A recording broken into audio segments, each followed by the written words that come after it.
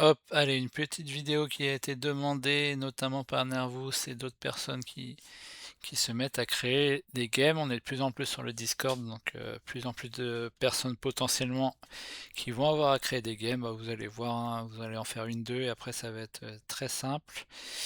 Donc vous lancez le site HeroQuap avec l'URL qui est là-haut, et vous lancez une nouvelle partie. Alors petite nouveauté qu'ils ont ajouté récemment les développeurs, c'est que maintenant ça vous met automatiquement les settings de la game précédente que vous avez créée. Donc là par exemple ça montre que j'ai créé une game à 4, Prélude 2, avec une carte aléatoire, et avec le nom des joueurs qui est en bas.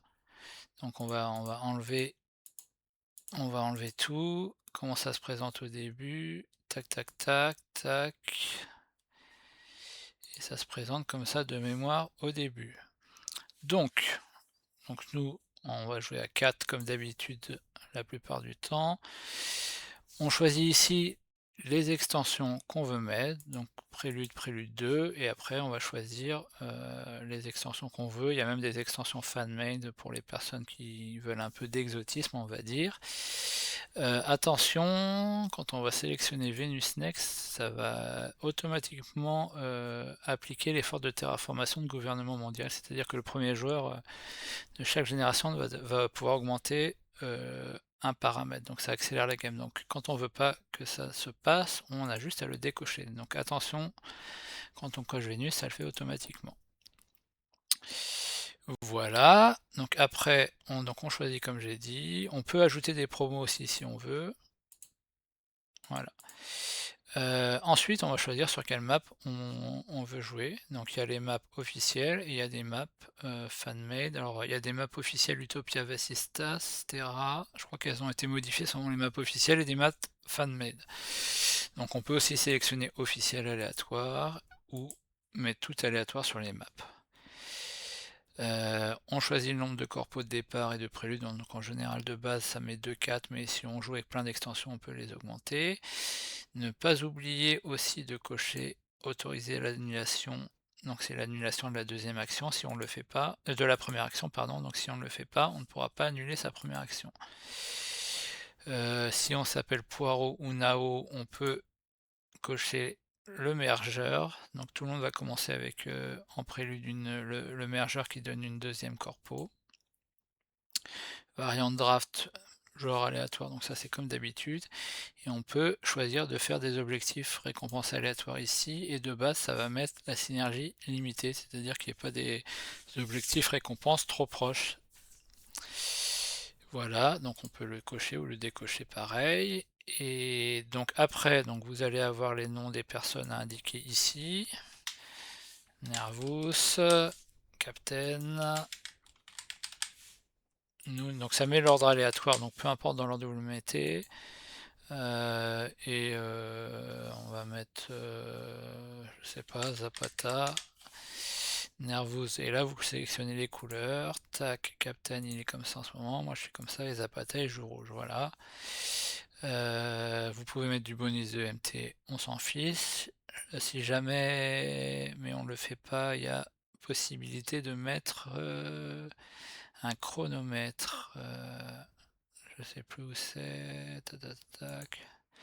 Ici, vitesse d'évasion, donc vous pouvez mettre un chronomètre maximum par joueur, et à partir joueur-joueuse, et à partir d'un moment, alors pour chaque action on rajoute du temps, un peu comme aux échecs, et par contre si jamais vous dépassez, vous allez perdre des points de victoire.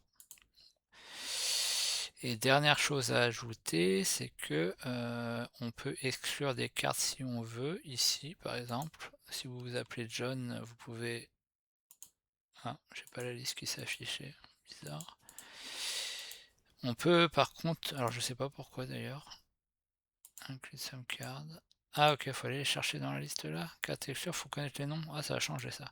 Bon, on l'utilise pas, mais sinon, dans les préludes liste, donc de base ça va sélectionner ce que vous avez mis comme mince, comme extension. Ah non, là ça a pris tout ce que ah oui, faut reset.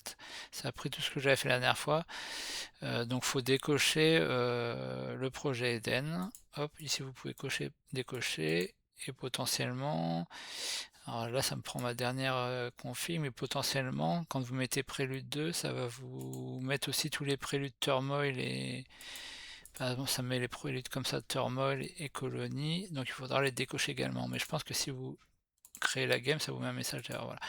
Donc une fois que vous avez fait tout ça, vous avez juste à mettre Create Game. Donc là, comme je vous disais, comme j'ai laissé des préludes Turmoil et Colony, ça me met un message d'erreur vu que j'ai pas coché Turmoil Colony ici. Donc on met OK. Ah mince, on va pas mettre OK. Merde. Ah. Bon, j'ai mis OK, sinon il faut les enlever et ça m'a validé la game, pardon, quand même, désolé. Sinon, vous mettez annuler et vous décochez les préludes. Et sinon, vous mettez create game et ça vous lance directement cette page-là. Et donc là, vous n'avez plus qu'à faire un copier-coller.